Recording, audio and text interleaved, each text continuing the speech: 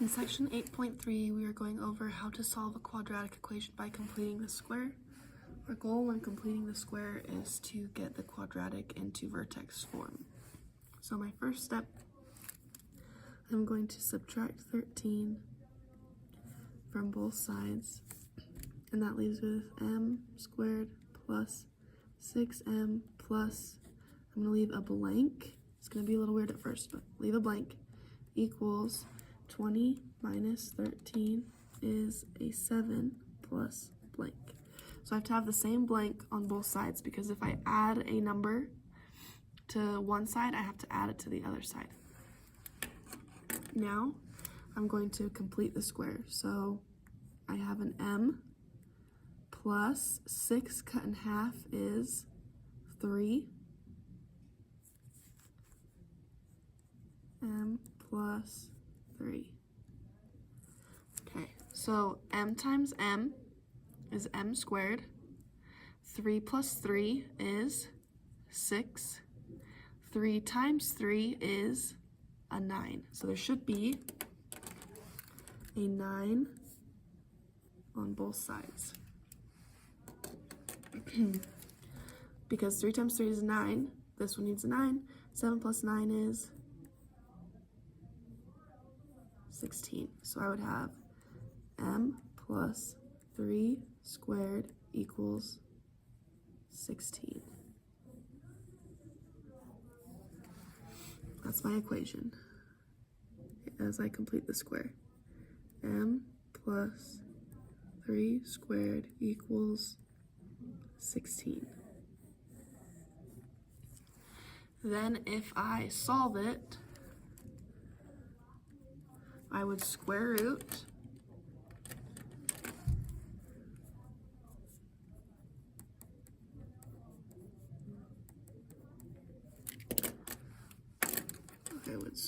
it. M plus 3 equals a 4 and a negative 4. Subtract the 3. M is equal to a 1 and 4, 5, 6, 7, negative 7.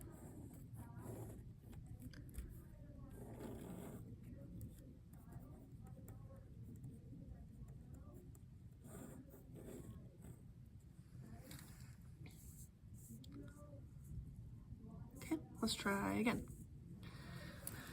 So I'm going to subtract 24. That leaves me with k squared minus 4k plus a blank equals 29 minus 4 is 5 plus a blank.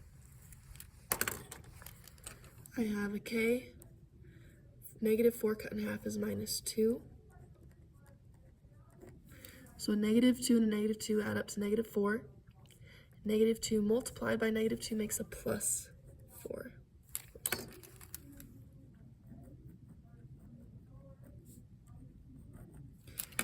5 plus 4 is 9. So that would give me k minus 2 squared equals 9.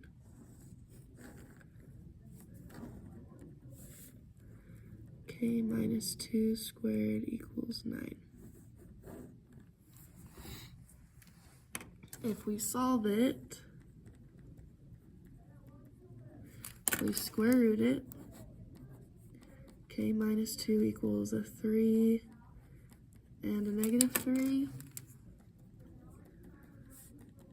Add 2. K is equal to 5 and negative 1.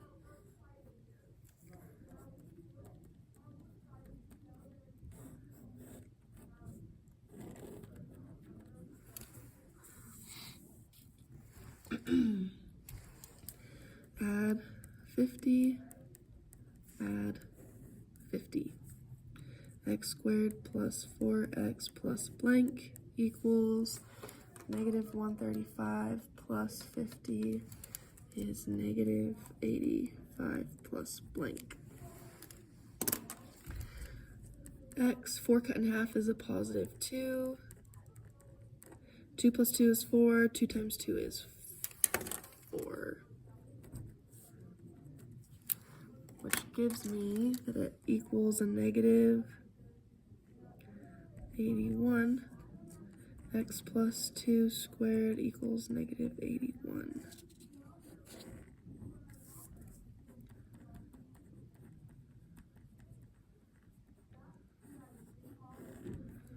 Okay, now if I solve that, I'm going to square root it. I don't know if you remember this, but when you square root a negative, your calculator is going to be upset about it because it's not a real number. When I square root it, I need to get rid of that negative, and it gives me a 9 and a negative 9, and the negative in that root makes an I. You can then subtract 2. X equals, because they have, the 9 has the variable, that I on it. All right, negative 2 plus 9I. Negative 2 minus 9I for my solutions.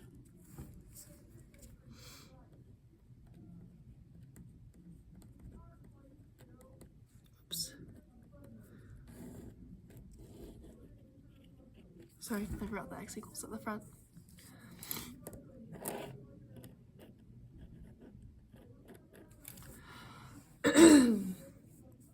Okay, question D. We're going to subtract 40. M squared minus 4m plus blank equals 27 minus 40, negative 13 plus blank. Negative 4 cut in half is minus 2. Negative 2 minus 2 is negative 4. Negative 2 times negative 2 is positive 4, which would give us negative 13 plus 4 is negative 9.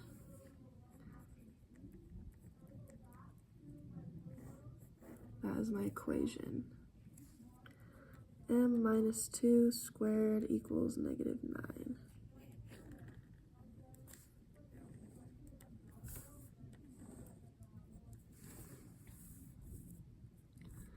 If I solve it, I'm going to square root. The square root of 9 is 3 and negative 3, but because it's a negative in the root, I put an I. Add the 2. M is equal to 2 plus 3I, 2 minus 3I.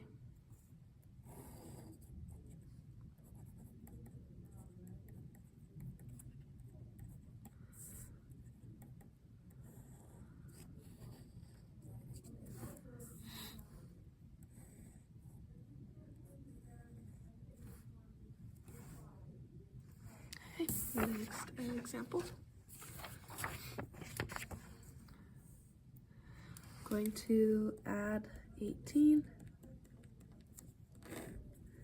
X squared minus 6x plus blank equals 45 plus 18 is 63 plus blank. Negative 6 cut in half would be minus 3. Negative 3 plus negative 3 is negative 6. Negative 3 multiplied by negative 3 is a 9. 63 plus 9 equals 72. X minus 3 squared equals 72.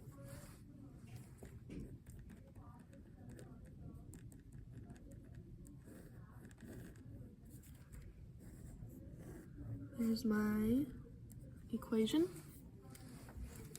Now when I solve it, I'm going to square root. 72 is 9 times 8. 9 is 3 times 3. 2 times 4. 4 breaks down to 2 times 2, so I have a 2 that can leave and a 3 that can leave. 3 times 2 is 6. Alright, so that means I'm left with x minus 3 equals 6 root 2 and a negative 6 root 2. Add 3. X equals 3 plus 6 root 2. 3 minus 6 root 2. So this is an irrational solution because of the roots.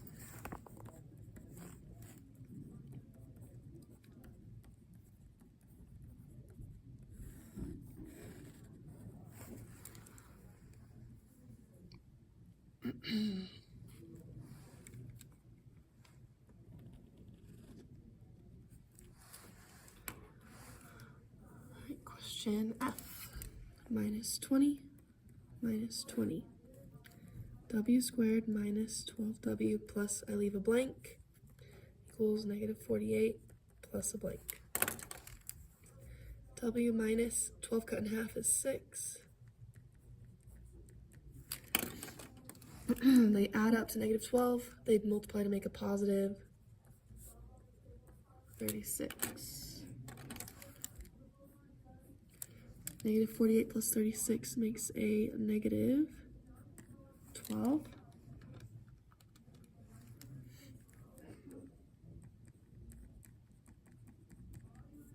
There's my equation.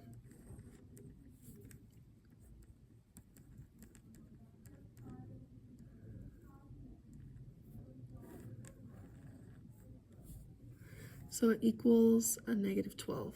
Sorry, it looks kind of weird. We squared it. 12 is 4 times 3. 2 times 2 times 3. 2 can leave. And because of that negative, there should be an I. Which means I have W minus 6 equals 2I root 3 and negative 2I root 3. Add the 6. W equals 6 plus 2I root 3. 6 minus 2I root 3. And I'm just going to draw an arrow up to there. That's my solution. Alright,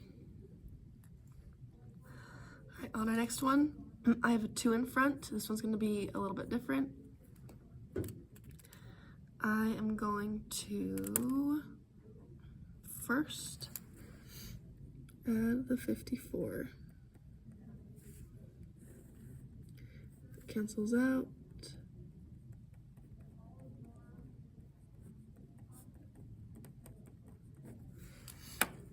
And then this one's a weird one. I'm going to take a 2 out. So divide by 2. 12 divided by 2 is 6x.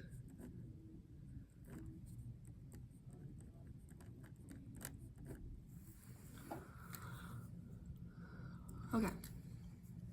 Now I'm going to factor the inside. That'd be x plus 3. X plus 3. Because 3 plus 3 is 6. 3 times 3 is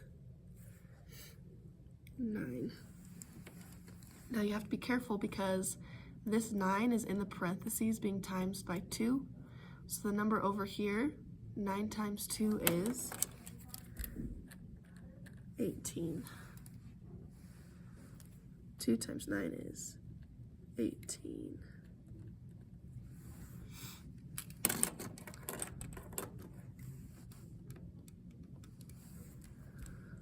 $54 plus 18 is 72.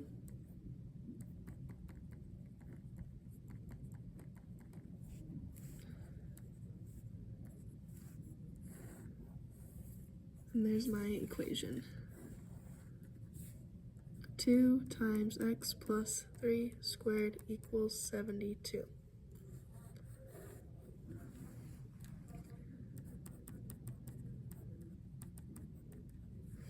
Then to solve it, we would divide by 2.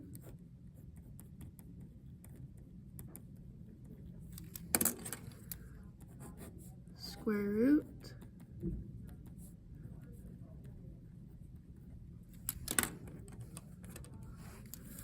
subtract the 3, x is equal to 3 and negative 9. Real world application. A projectile follows the equation f of t equals negative 5t squared plus 30t plus 10. Write the equation in vertex form to help evaluate when and where the maximum height is. Alright, so everything is divisible by 5. So negative 5 t squared plus, oh actually, I'm gonna write it out so you can see better. Negative 5t squared plus 30t plus 10. Divide by negative 5. That will give me t squared minus 6t minus 2. Then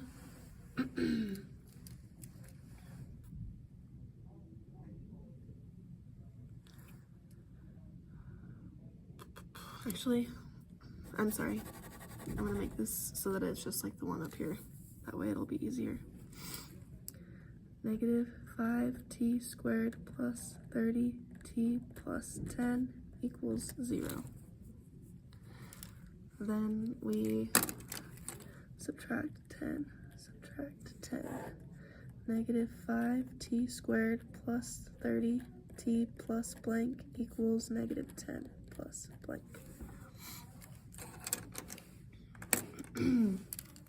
Take the negative 5 out, which would be t squared minus 6t plus blank equals negative 10 plus blank. Factor it, t minus 3, t minus 3, which means 3 times 3 would make a 9. 9 times negative 5 is a negative 45.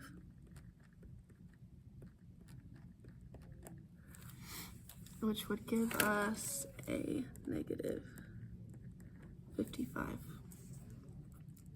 Negative 5t minus 3 squared equals negative 55. So if I fix it to be in vertex form would be t minus 3 squared. I would have to add 55. That's in vertex form, which means the vertex is at positive 3, 55. So to help evaluate when and where the maximum height occurs, the maximum height is 55,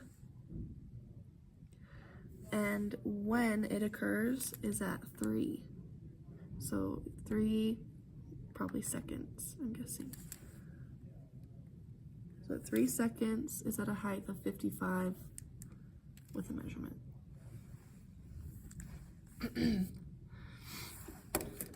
Alright, we're gonna do the same thing, except this one, say a container holds 2 liters of liquid and is full, but unfortunately has a leak that will empty the container in 20 minutes. We can express the volume of liquid in the container as this. When will the container only have 0.5 liters left? So when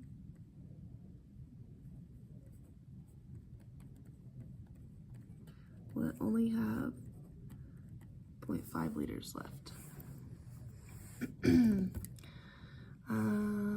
Let's see, if I divide by 2, I'm just gonna see if this is a perfect square. So if I divide the 2 out, this would be a 40. 40 cut in half is 20. 20 times 20 is 400, which is half of that. Okay. So I'm going to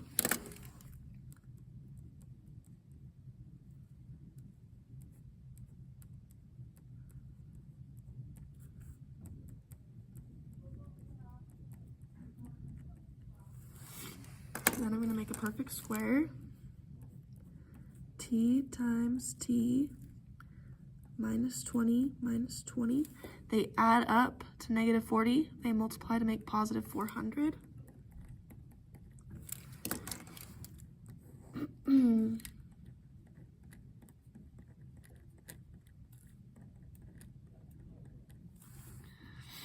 So I'm going to do divide by 2. 0.5 divided by 2 is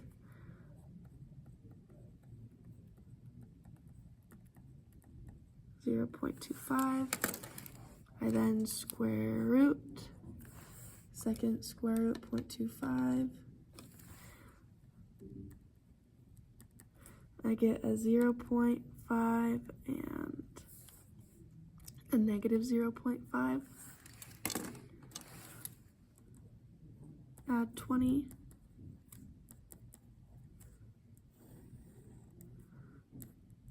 T is equal to 20.5 and 19.5. Good morning, everyone. This is just a reminder that when the bell rings, we will head. Now when we get these two solutions, because t equals 20.5 and 19.5, I need to read through my question and double check.